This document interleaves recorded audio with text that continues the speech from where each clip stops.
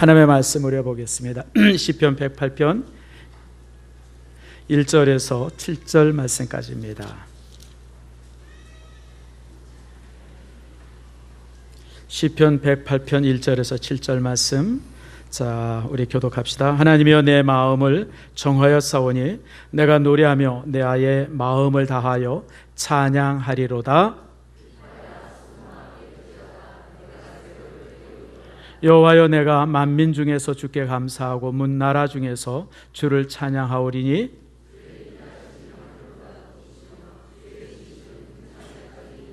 하나님이여, 주는 하늘 위에 높이 들리시며 주의 영광이 온 땅에서 높임 받으시기를 원하나이다.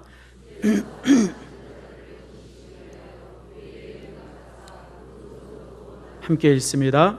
하나님이 그의 성소에서 말씀하시되 내가 기뻐하리라. 내가 세검을 나누며 숫곡 골짜기를 측량하리라. 아멘. 기도하겠습니다. 하나님 감사합니다. 오늘 거룩한 주일 주님께서 사랑해 주셔서 오늘 또 이렇게 안선이 자매가 주의 교회에 등록하게 되어짐을 감사함을 드립니다. 우리 교회 한 가족이 되게 하시고 또 우리 교회 안에서 말씀으로 힘을 얻게 하시며 삶의 힘을 갖게 하시고 특별히 온 성도들과 아름답게 교제함으로 참된 한 가족이 되어줄 수 있도록 복을 내리워 주시옵소서. 이제 아버지, 우리 교회에서 이제 또 믿음의 형제로서 믿음의 자매로서 잘 교제하고 나누고 함께하는 복이 귀한 저에게 있도록 도와 주시옵소서. 고마우신 아버지 하나님, 이제 말씀을 듣습니다.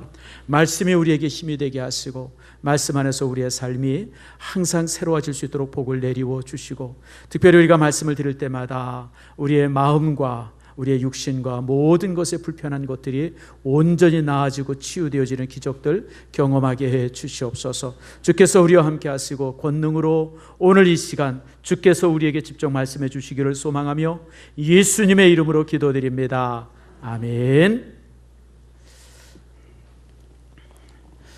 오늘은 7월 2일입니다. 이제 올 한 해 후반기가 시작되어지고요. 또 이제 새로운 달이 시작되어지는 복된 달입니다. 오늘 이렇게 비가 참 많이 오죠. 이 땅이 해갈되어지기를 바라고 또 여러분의 삶이 하나님의 은혜 안에서 해갈되어지는 축복이 우리 말씀 속에서 또 예배를 통해서 여러분에게 주어지기를 축복합니다. 우리 주변을 이렇게 살펴보면 훌륭한 사람들이 종종 있습니다. 아마 여러분들 개인적으로도 또 이제 이렇게 주변에 그런 분들이 종종 많이 발견되어지고 또 그러면서 또 존경도 하고 또 이렇게 따르기를 원하는 그런 사람들도 있은 줄 압니다. 우리는 흔히 그런 사람들을 향해서 무슨 생각을 하냐면 그런 사람들은 참 떡잎부터 다르다. 다시 말하면 어렸을 때부터 자질이나 이런 것이 참 다르다. 그런 생각을 참 많이 합니다. 자, 그럴까요? 훌륭한 사람은 떡잎부터 다를까요? 떡잎부터 다르다고 생각하시는 분은 손 들어보세요. 훌륭한 사람은 떡잎부터 다르다. 예, 없어요. 훌륭한 사람은 떡잎과는 아무 상관없다. 그러신 분들. 근데 왜 그러고 살아요? 예, 사실은 제가 이렇게 쭉 많은 사람들을 경험해 보진 않았지만 제가 좋아하는 분들, 존경하는 분들 이렇게 쭉 보면 어렸을 때, 젊었을 때의 삶이 우리랑 크게 다르지 않더라고요. 그런데 살아가는 동안에 어떤 참 사건이 생겨지고 그런 사건을 통해서 그 삶이 아주 그냥 크게 요동치고 바뀌고 거기서 또 용기 있게 무엇인가 결단하고 따르고 이러면서 인생 전체가 달라지는 것들을 종종 보게 되어집니다. 여러분, 우리가 김구 선생님 참 좋아하지 않습니까? 저도 이제 김구 선생님을 개인적으로 많이 존경하고 좋아합니다. 우리나라 사람들 중에 김구 선생님을 마다할 분은 아무도 없죠. 국부와 같은 분이죠. 그분의 책을 제가 이 백범일지라고 하는 책을 이제 대학 시절에 읽었습니다. 이렇게 크지 않은 책이죠. 아마 그분 책을 읽어보신 분들 기억할 겁니다. 근데 제가 그분 책을 읽으면서 참 놀라운 것 중에 하나가 젊은 시절, 어린 시절, 청년 시절이 그냥 우리랑 똑같았다는 거예요. 술주정 잘하는 아버지 있었고, 이제 가난한 가정이었었고, 또 나라가 이제 일본에 의해서 이렇게 빼앗기면서 이렇게 고민했던 그런 시절을 이제 막 지내왔던 그런 과정들이 쭉 적혀 있어요. 그러던 어느 날, 제가 이제 이 식당에서 이제 식사를 하는데, 일본 사람이 하나가 들어와서 이제 이렇게 식사를 하는 거예요. 근데 보니까 일본 사람 품에 일본 칼, 그 일본 칼이 길지 않아요. 그 칼을 딱 숨기고 식사를 하고 있는 거예요. 근데 그때 무슨 일이 있었냐면 명성황후가 시해를 당했어요. 명성황후가 이제 이렇게 궁궐에서 일본 인자들에 의해서 시해를 당하고, 그리고 이제 아주 처참하게 죽음을 당하고 그 시신이 불에 태워지는 이런 엄청난 사건이 생기면서 온 나라가 발칵 뒤집히고 그 슬픔과 그거 이루 말할 수 없는 그런 상태였었어요. 그러다가 인천으로 가는 길목에서 이제 일본도를 지닌 일본 사람을 발견하게 되어진 거예요. 그러니까 순간적으로 무슨 생각이 들까요?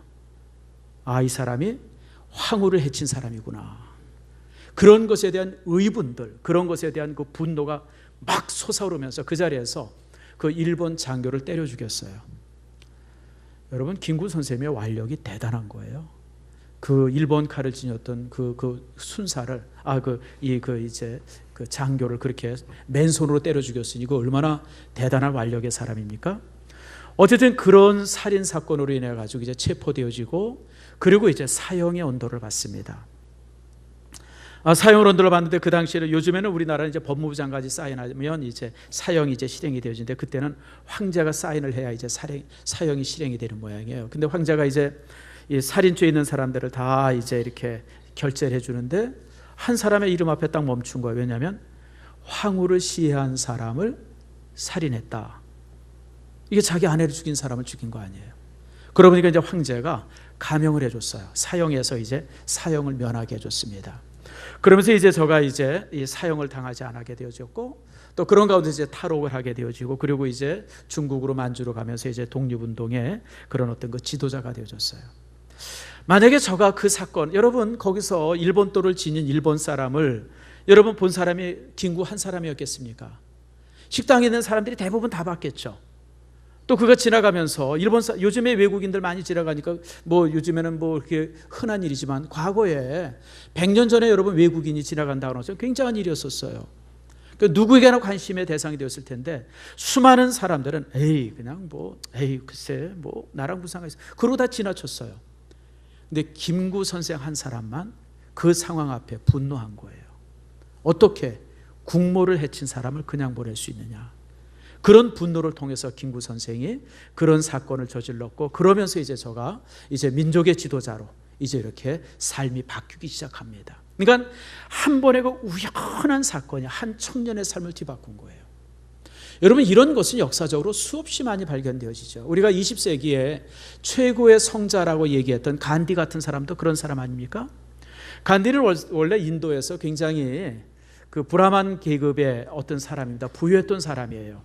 그러니까 여러분 200년 전에, 200년도 채 안 되긴 했네요. 한 150년 전에 인도에서 브라만 계급이었으니까 얼마나 여러분 부유하게 살았겠어요? 비록 영국의 지배는 받고 있었지만은 넉넉하게 살고 부유하게 살고, 그래서 고등교육까지 다 받았어요.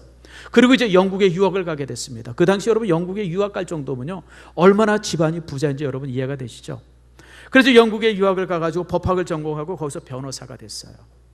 근데 변호사가 막상 딱 되었는데 문제는 뭐냐면 삼류 변호사예요. 아무도 일감을 안 줘요. 그러니까 영국에서 변호사 하려고 그러다가 먹고 살 수가 없어가지고 도로 이제 왔어요. 그러다가 이제 뭔 생각을 했냐면, 내가 이제 인도 사람 많은 곳에 가서 변호사하면 그럼 좀 돈을 벌겠다 싶어가지고 남아프리카 공화국을 가기로 했어요. 그래서 이제 남아프리카 공화국, 지금도 남아프리카 공화국에 인도 사람들이 많이 삽니다. 특별히 그 마다카스카 같은데 옆에 큰 섬 있지 않습니까? 그 섬의 대부분의 주민은 그 인도계라고 그러죠. 인도인들이 많이 와가지고 거기서 이제 일을 했는데, 그 사람들을 대상으로 이제 변호사업을 하려고 이제 이 남아프리카 공화국에 온 거예요. 그리고 이제 기차를 탔어요. 이제 자기가 원하는 도시에 가려고 기차를 타서 딱 자리에 앉았는데, 인도인이 그 기차칸에 탔다고 하는 이유 때문에 내려가라고 하는 그런 명령을 받습니다. 그때 간디가 내가 왜 내려가냐고, 내가 돈 내고 탔는데. 근데 이제 유색인종이라고 해가지고 강제로 끌려서 내려갔어요. 그래가지고 이제 대합실에 이제 버려진 겁니다. 하루 종일 저가 대합실에 앉아가지고 고민했죠. 색깔이, 피부색이 다르다고 하는 이유 때문에 이렇게 비참하게 이렇게 모욕당해서 되느냐. 그런 것을 고민하다가 저가 이제 그 다음 날 이제 기차를 타고 이제 자기가 원하는 도시에 가게 되어졌어요. 가서 이제 저가 그 운동을 한 거예요. 피부색이 다르다고 하는 것 때문에 이렇게 차별받아서는 안 된다.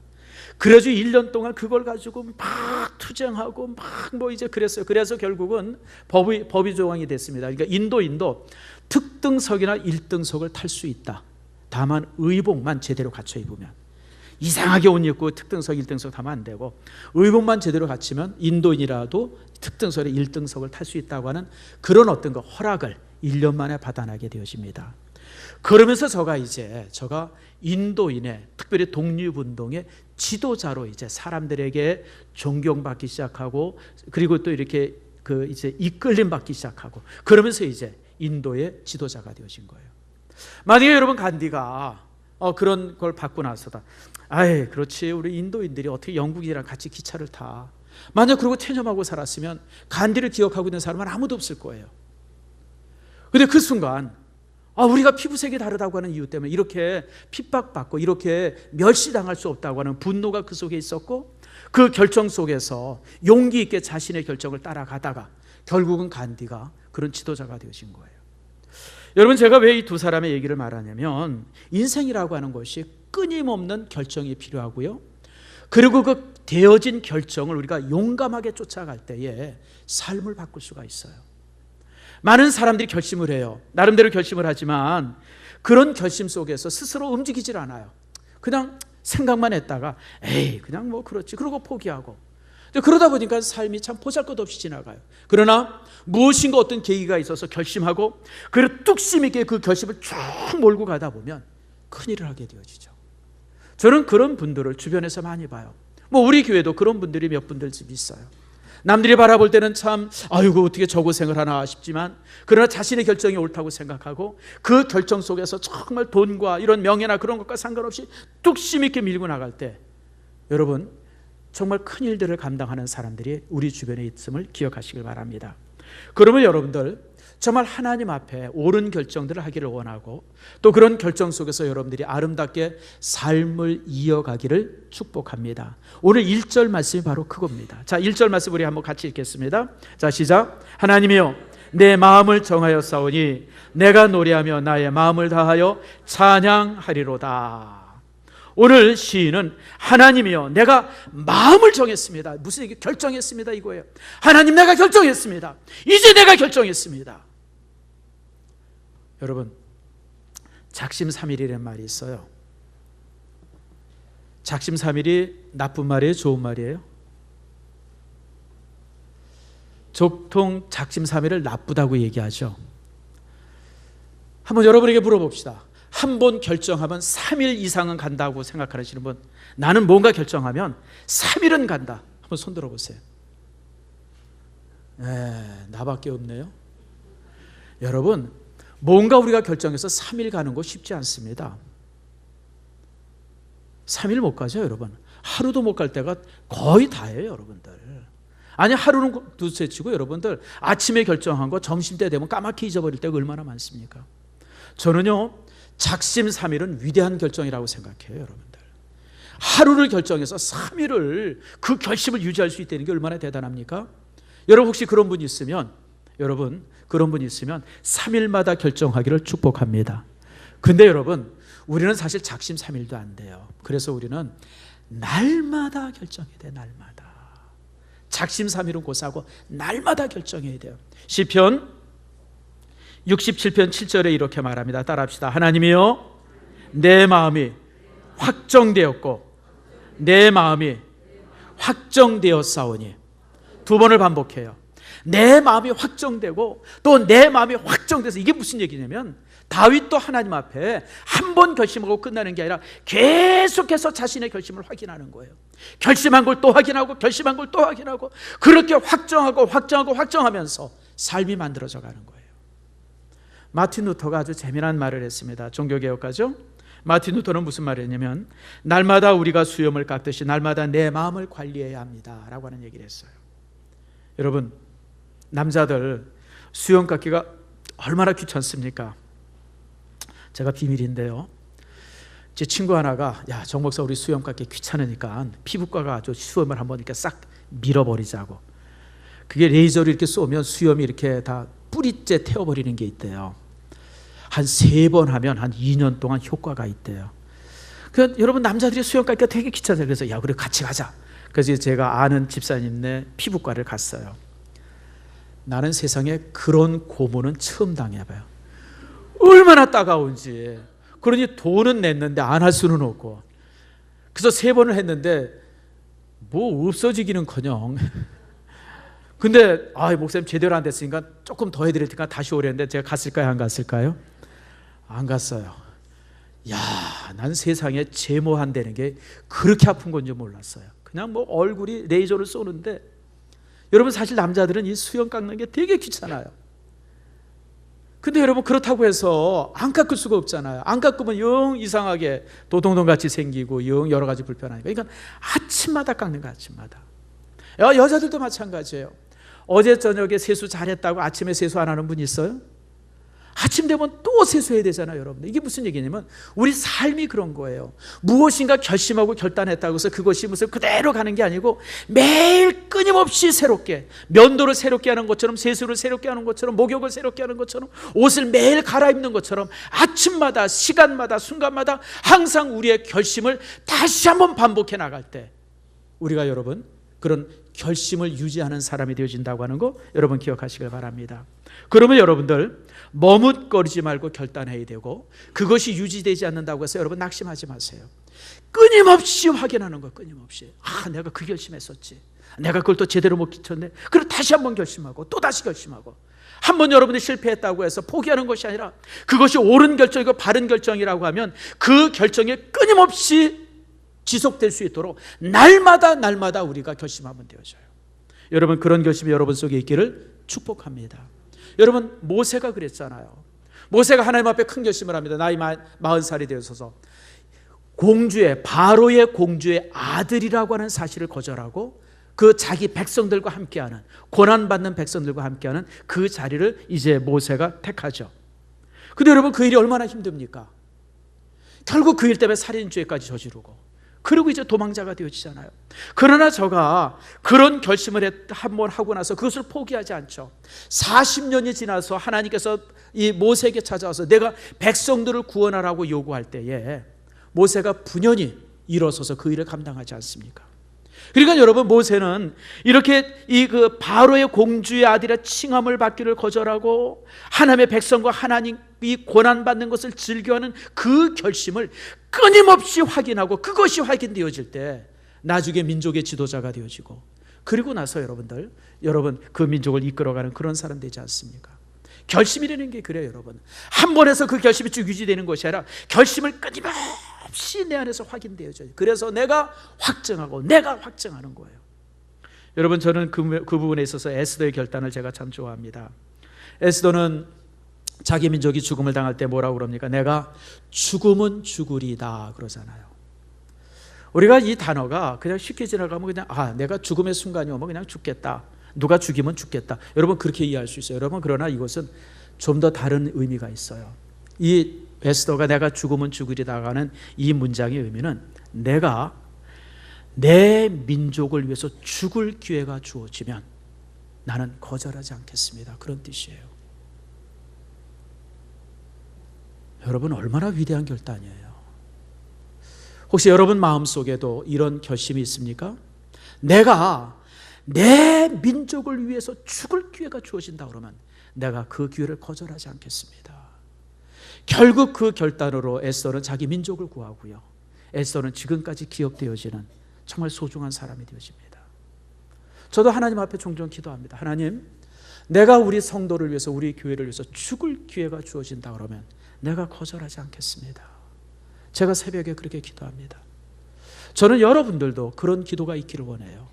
내가 하나님의 나라를 위해서, 주의 영광을 위해서 죽을 기회가 주어진다 그러면 내가 피하지 않겠습니다. 그 결단이 여러분 속에 있기를 축복합니다.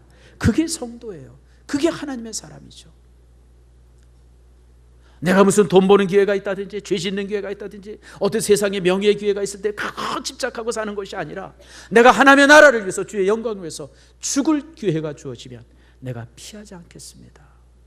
여러분, 에스더는 그렇게 기도했고 그 기도 속에서 저는 민족을 구하는 놀라운 역사를 이루지 않습니까? 성도 여러분, 하나님께서 우리에게 매일 새날을 주십니다.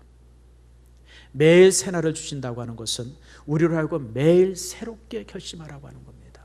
여러분, 새롭게 결심하는 축복이 여러분 속에 있기를 축원합니다.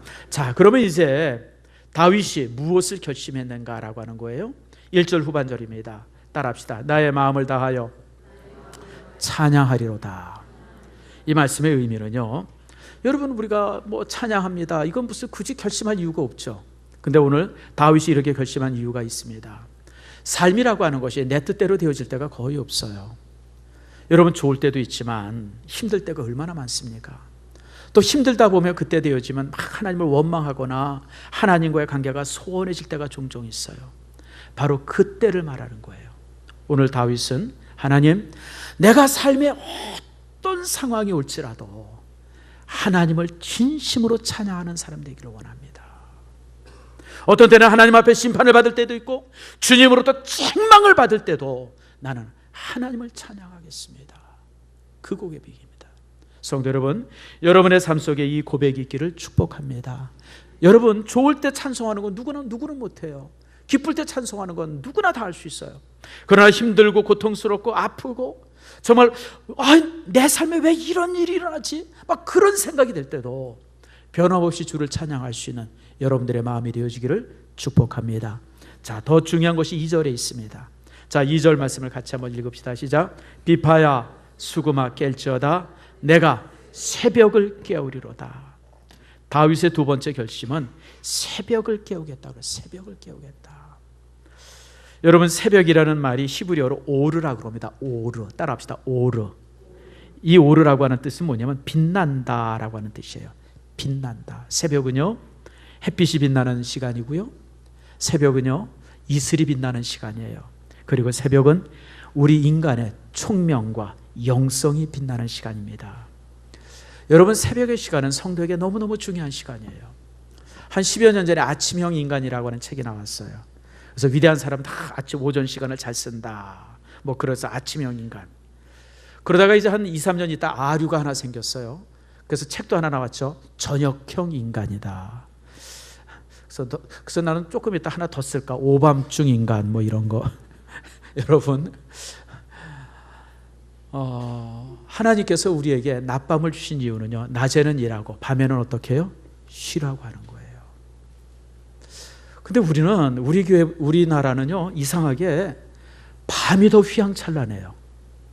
아주 희한한 나라예요. 여러분, 밤 문화가 있는 나라가 많지 않습니다. 여행 가보세요. 여러분들 선교지 가보세요. 밤 문화 있는 나라 별로 없습니다. 여러분, 밤 되면요, 해지면요, 여러분 거리에 거의 사람들 없습니다. 미국 가보세요. 여러분들, 난 미국 가서 깜짝 놀란 게요, 해지니까 거리에 사람들이 없어요. 그러니 그런 거리에 이렇게 지나가면 바로 강도 만나죠. 그러니까 제 친구가, 제가 15년 전에 미국을 처음 갔는데 제 친구가 이제 LA에서 목회하는 친구 한 번 오더니 나보고 그러더라고요. 야, 여기다가 10불짜리, 5불짜리 돈을 이렇게 꼭 호주머니에 넣고 다니래요. 그래서 누가 총 딱 대면 그것만 꺼내면 된대. 그럼 5불이면 네 목숨을 살린대요. 근데 얘가 좀 뻥이 심한 것 같아요. 그래서 그래. 그래서 항상 5불을 넣고 다녀요. 그 다음에 밤중에는 흑인이나 이런 사람이랑은 눈도 마주치지 마라. 밤엔 거리에 다니지 말고, 혹시 차를 타고 다녀도 항상 이거 유리 올리고 다니고, 그리고 이제 좀 깜깜한 사람이랑 눈도 마주치지 말아라. 얼마나 겁을 주는지 제가 그냥 한 일주일 있으면서 그냥 그렇게 살았어요. 그러지 않아도 되는 것 같았는데, 뭐냐면 그 나라는 밤 문화가 없기 때문에 그래요. 해집은 다 집에 와 있어요. 여러분, 그러니까 건강한 사회죠. 종종 어떤 사람들이, 어떤 성도가 제게 그래요. 목사님 새벽 예배 나올래도 잘 안 된대요. 내 이유 딱 알아요. 아니 1시 2시에 자는데 무슨 수로 새벽에 일어나요? 새벽 예배 나오려면 몇 시에 자야 돼요? 아무리 늦어도 11시에 자야 돼요. 여러분들, 근데 1시 2시에 자면서 새벽에 일어나고 새벽 시간에 와서 졸려 죽겠다고, 근데 그런 사람들 이렇게 보면 그런 생각이 들어요. 이 사람 바보 아닌가? 여러분 바보죠. 2시 3시에 자고선 여기서 무슨 새벽 예배 나오겠다 그래요. 바보지. 여러분들이 정말 새벽 예배 나오려면 하나님께서 만드신 창조의 질서에 순종해야 돼요. 여러분, 창조 질서가 뭐예요? 밤에는 뭐예요? 자는 거예요. 여러분들, 밤문화를 밝히는 것은요 만국의 병입니다. 우리 요즘 청년들이요 밤새 게임하고 그러는데 이게 여러분 나라 망합니다. 여러분, 건강 상하고요 나라 망합니다. 기독교인은 새벽의 사람입니다. 여러분, 기독교는 새벽의 종교입니다. 역대상 23장 30절 보면요, 하나님 이스라엘 백성들이 새벽마다 하나님께 기도했고 찬송했다고 기록하고 있습니다. 시편 46편 5절에 보면 하나님의 새벽에 도우신다고 했고요, 예수님께서 기도하셨던 시간이 항상 새벽의 시간입니다. 예수님께서 부활하신 시간도 새벽의 시간이고요, 예수님께서 승천하신 시간도 여러분 오전 아침 시간입니다. 여러분, 초대교회는 새벽에 항상 기도했고요, 우리가 새벽에 기도합니다. 기독교는 새벽과 뗄 수 없는 종교입니다. 기독교는 새벽의 종교입니다. 새벽 기도 못하면요 신앙 생활도 그렇고요 목회 생활도 안 됩니다. 여러분들, 그러므로 우리 믿음의 사람들은 새벽을 깨우는 사람이 되어야 합니다. 여러분, 그렇게 새벽을 깨울 때 여러분 이 새벽을 깨운다고 하는 것은 인생 최대의 승리의 원천을 지니고 있는 거예요. 여러분들, 새벽에 기도할 때 하나님께서 응답하시고요, 새벽에 기도할 때 여러분의 삶을 아름답게 만듭니다. 여러분, 빌리 그레이엄 목사님이 한 40년 전에 재미난 고백을 하나 했어요. 자기는 나라를 방문할 때마다 세계를 순방하면서 가장 인상을 받는 나라들이 있었는데 한결같이 아침의 나라였다는 거예요. 아침의 나라에 자기가 큰 인상을 받았다는 겁니다. 카나다를 방문해 보니까 카나다는 아침이 되면 새벽이 되니까 막 새소리가 울리더래요. 온통 새소리들, 잠을 달릴 정도로. 그러니까 뭐예요? 자연이 아름다운 나라예요, 카나다는. 일본에 갔더니 새벽이 되니까 그냥 사람들이 출근하는 발걸음들이 그냥 막 그 공장 돌아가는 소리, 그냥 출근하는 발걸음들이 새벽부터 들리더래요. 그래서 일본은 경제대국이에요. 아시아의 조그만 나라 대한민국에 왔더니 새벽이 되어지니까 새벽 종소리 울리고 새벽 기도 가는 사람들의 발걸음들이 막 들리더래요. 그래서 대한민국은 무슨 나라예요? 기도의 나라고 하나님이 지키시는 나라라고 빌리 그레이엄 목사님이 하신 말씀입니다. 여러분, 참으로 한국교회 특징 중에 하나가 새벽 기도죠. 근데 이 새벽 기도는요 우리만 갖는 아주 독특한 예배 습관이 아니에요. 이거는 성경의 습관이에요. 주님의 습관이고요, 예수님의 습관이에요. 어떤 목사가 그랬대요.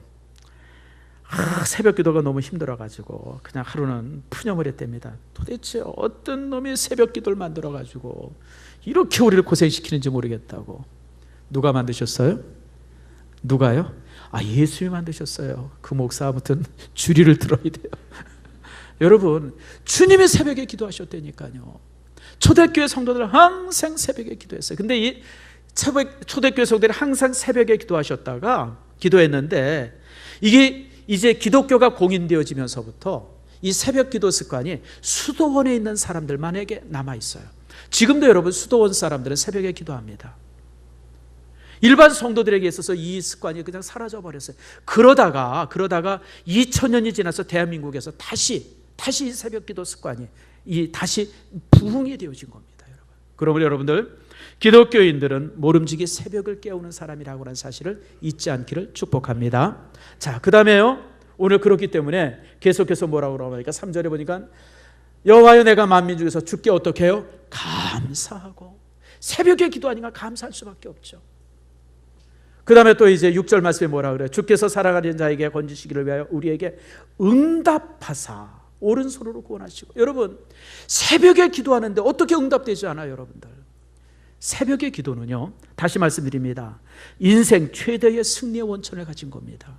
새벽에 기도할 때 하나님께서 응답하시고요, 새벽에 부르짖을 때 하나님께서 여러분들의 소원을 만족하게 하신다고 하는 사실을 잊지 않기를 바랍니다.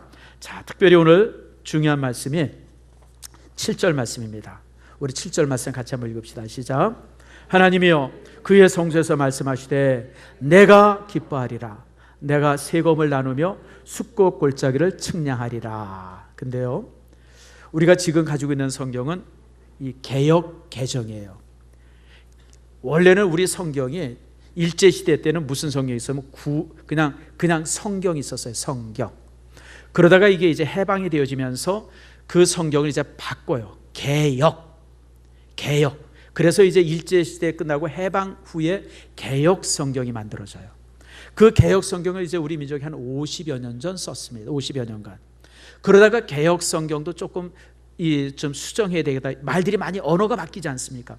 그래서 다시 개역했다. 그래서 개역 개정이라 그래요. 그래서 지금 우리가 가지고 있는 성경이 개역 개정입니다. 근데 우리 요 개역 개정 전에 있었던 이 개역 성경에는 요 말이 어떻게 번역이 되어 있냐면요. 하나님이요 그 거룩하심으로 말씀하시되 내가 따라합시다. 뛰놀리라. 여러분, 내가 오늘 이 7절에는 내가 기뻐하리라 라고 번역이 되어 있는데, 여러분 개역 성경에는 뛰놀리라 이렇게 되어 있어요. 하나님께서 말씀하시니까 하나님 앞에서 내가 어린아이처럼 뛰놀겠습니다. 그게 여러분 오늘 다윗이 결정한 결심이에요. 성도 여러분, 우리가 집에서는 가장이고요, 회사에서는 뭐 사장이거나 또 이제 무슨 뭐 이렇게 부장이거나 또 과장일 수 있어요. 또 교회에서는 저 같으면 이제 목사일 수 있고, 또 이렇게 장로님들 계시고, 또 우리 집사님들 권사님들 계세요. 우리가 나름대로 사회에서는 이런저런 지위가 있지만 하나님 앞에서는 어때요? 하나님 앞에서는 어린애예요, 어린애.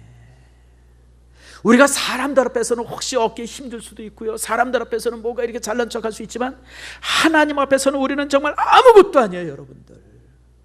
그러니까 우리가 하나님 앞에서 할 수 있는 것은 그냥 어린아이처럼 뛰노는 것밖에 없어요, 여러분들. 그게 우리의 삶이에요.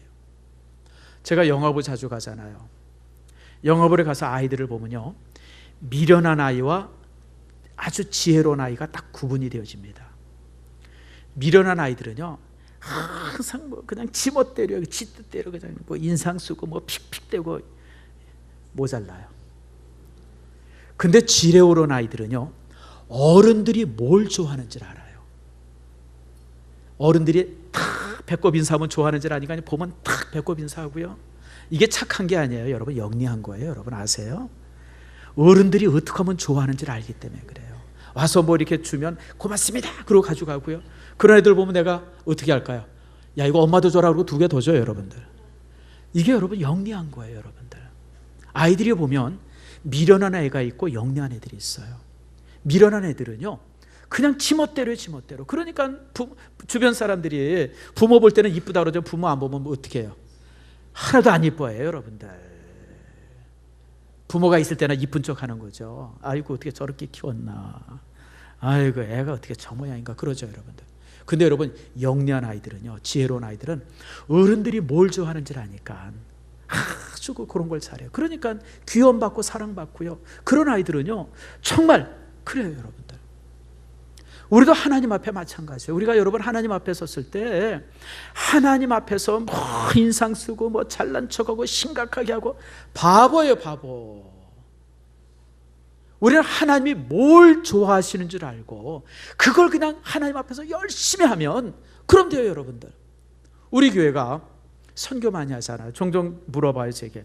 아, 우리 정 목사님은 선교 많이 하니까 선교에 대한 특별한 비전이 있다. 뭐 목사님 그 비전을 좀 설명해 주세요. 뭐 그런 부탁이 오기도 해요. 너 솔직하게 얘기할게요. 난 선교에 대한 특별한 비전이 없어요. 여러분, 선교에 대한 특별한 비전이 있으면 내가 선교사로 나가 이 집에 내가 왜 여기 있어요, 여러분들? 제가 선교하는 이유는 딱 하나예요. 하나님이 가장 기뻐하시는 이유가 선교예요. 우리가 선교를 하니까 하나님이 너무너무 기뻐하시더라고요. 우리 교회를 너무 자랑스러워하시고. 전 그러니까 하나님이 기뻐하시니까 힘써 여러분 선교하는 거예요, 여러분들. 하나님 앞에 기쁨 주기 위해서, 하나님 앞에 사랑받기 위해서. 내가 목회자로서 하나님 앞에 섰을 때 야, 병가봐 잘했다 이런 칭찬 듣기 위해서 제가 선교에 정말 최선을 다해요, 여러분들. 우리가 노숙인들 돕잖아요. 여러분, 우리가 노숙인들이 목요일 날 여러분 한 150명 정도, 많을 때는, 적을 때는 한 100여 명 정도 식사를 합니다. 여러분, 이게 굉장히 힘들어요. 왜 힘드냐면 여러분 생각을 해보세요. 뭐 돈이 들어가는 게 힘든 게 아니라 사람들 봉사하는 게 힘들어요, 여러분들. 이 150명 정도 식사가요, 우리 주일날 먹는 식사와 동일합니다, 양이. 여러분, 수요일 날은 이 음식 준비해야 돼요. 한 400명분 음식을 준비해야 돼요.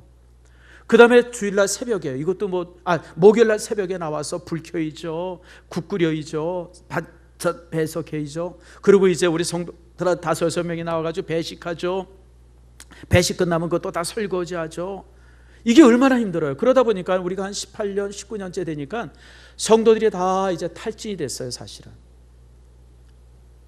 그러니까 어떤 때는 이거 목사님 안 했으면 그런 뉘앙스의 이 청이 가끔씩 들어와요. 근데 제가 끝까지 가져가는 이유가 있어요. 왜 그런지 아세요? 하나님이 일을 기뻐하시는데. 여러분, 교회가 뭐 하는 곳이에요? 하나님 기뻐하는 일 하는 게 교회 아니에요, 여러분들. 우리 편하라고 교회 일해요, 여러분들? 여러분, 나 편하라고 교회 일해요? 신성교회가 우리 장로님들 편하고 목사 편하고 집사님들 편하자고 여러분들 교회예요, 여러분들? 아니잖아요, 여러분들. 하나님 기뻐하고자 하는 것이 우리 일들 아닙니까, 여러분들? 하나님 기뻐하게 하려고 목사가 있는 거고, 장로가 있는 거고, 권사가 있는 거고, 집사가 있는 거잖아요. 근데 여러분, 나 피곤하다고 해서, 나 힘들다고 해서 그거 관둬버리면 여러분, 교회 뭐로 여기 세워요, 여러분들? 그러니까 여러분들, 힘들어도 열심히 하는 이유가 바로 그거예요. 힘들어도 우리가 하나님께서 기뻐하실 거라고 하는 생각 때문에 열심히 하는 거예요, 여러분들. 저는 여러분들의 믿음이 그렇게 되어지기를 축복합니다. 여러분, 기도도 힘들어요. 솔직히 제가 새벽 예배 얘기했지만 새벽을 깨어내는 게 얼마나 어렵습니까, 여러분들? 근데 왜 우리가 새벽에 나와야 돼요? 우리가 새벽에 나와서 기도하는 것을 하나님께서 기뻐하세요, 여러분들. 여러분들이 새벽에 나와서 간구하는 것을 하나님께서 너무너무 즐거워하세요. 그래서 우리가 새벽을 나오는 거예요. 우리 교회는 새벽 예배가 3번 있지 않습니까? 5시, 6시, 7시 3번 있어요. 제가 전에는 3번 다 설교했는데 한 3년 전부터는 이제 2번만 제가 설교를 해요. 아이고, 이제는 나이가 들어가지고요, 나이가 60 넘으니까 3번 다 설교한다는 게, 그거 설교 안 하면 하루 종일 아무것도 못해요, 힘들어서. 그래서 한 번 줄이자 해서 2번만 하는데, 여러분, 저는 솔직한 얘기예요. 솔직하게 제가 여러분들에게 얘기해요. 여러분들이 원하면 내가 8시 새벽 예배도 만들어요. 목사님, 새벽은 너무 바쁘고 그런데 애들 다 보내고 직장 보내고 남편 보내고 나면 한 8시쯤 새벽 예배하면 좋겠어요. 그런 성도가 한 명만 있어도 저는 새벽 예배 드려요. 제가 여러분들에게 제가 단언합니다. 여러분 중에 한 명이라도 8시에 새벽 예배 드리기 때문에 제가 8시에 새벽 예배 드릴 겁니다. 왜요? 여러분, 교회라고 하는 곳이 하나님 기뻐하는 일 하는 것 아니에요. 여러분, 사람의 관계도 마찬가지예요. 여러분, 우리가 사람과 좋은 관계를 가지려면 사람들에게 좋은 모습들, 그 사람이 기뻐하는 일을 해야 돼요. 제가 한번 물어보겠습니다. 여러분, 직장 생활하죠?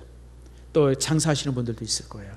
여러 가지 일하는데, 모든 인간관계에 있어서 가장 처세 중에 최고의 처세가 뭘까요? 최고의 처세.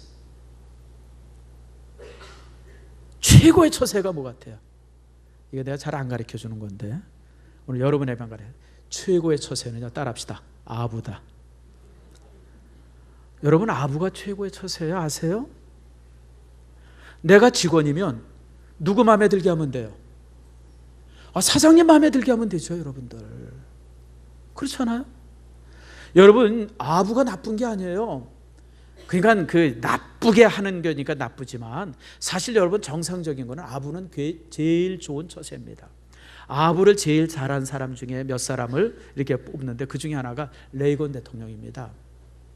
여러분, 레이건 대통령은요, 사실 훌륭한 사람이 아니에요. 저 사람은 대학교도 못 나온 사람입니다. 그래서 영화배우 되었다가 할리우드에 갔는데 연기를 너무 많이 해가지고 못해가지고 엑스트라도 잘 안 됐어요. 근데 그분이 연기한 영화를 한 편 봤어요. 뭐 건맨 영화에 서부 영화에 나왔는데 거시기하게 하고 나왔어요. 키는 크고 뭐 생긴 건 그런데 영 그게 아니더라고요. 그러니까 연기자로는 성공을 못했어요. 그래서 결국 뭐를 했냐면, 이 배우 노조에 가서 노조 활동을 열심히 해서 그냥 으쌰으쌰 열심히 하고, 그러다가 보니까 노조 위원장하고, 그러다가 이제 대통령 후보까지 온 사람이에요. 근데 여러분, 다른 국회의원들을 다른 상원의원들과 비교할 때 너무너무 자질이 모자르잖아요.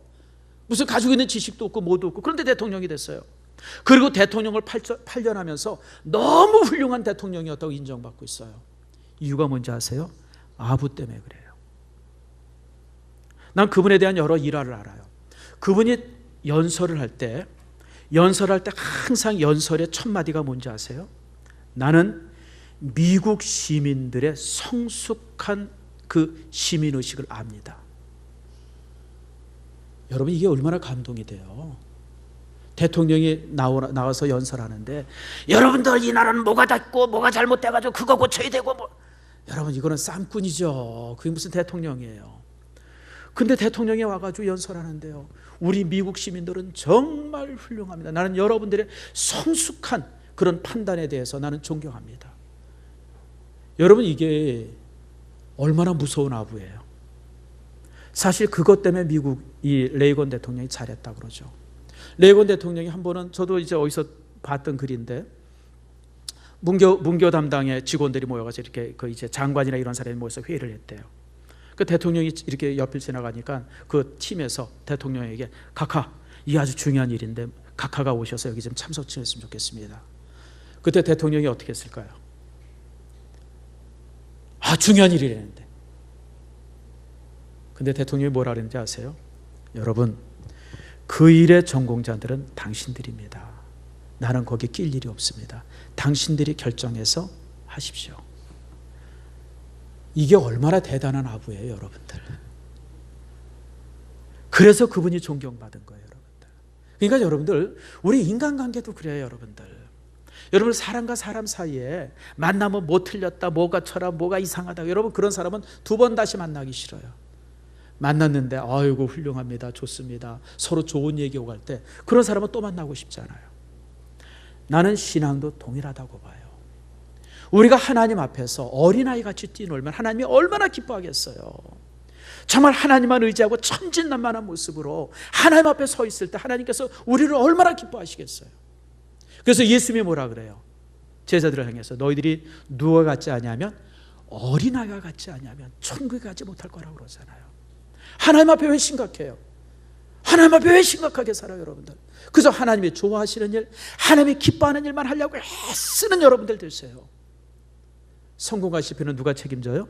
하나님이 책임져 주시는 거예요. 말씀을 맺습니다. 오늘 제가 여러분들에게 크게 세 가지를 말씀드렸어요. 첫 번째, 결심하되, 어떻게 결심해라? 날마다, 시간마다 확인하고 또 결심하세요. 한 번 결심하고 끝내는 사람은 내가 볼 때 바보예요. 그런 사람은 아무것도 안 하겠다는 사람입니다. 지금 결심했으면 점심때 또 결심하세요. 저녁에 또 결심하고 아침에 일어나서 다시 한번 확인하고, 날마다 내가 하나님 앞에 확증하였나이다, 내가 하나님 앞에 또 확증했나이다, 계속해서. 그리고요, 기독교는 새벽의 종교입니다. 기억하세요, 여러분들.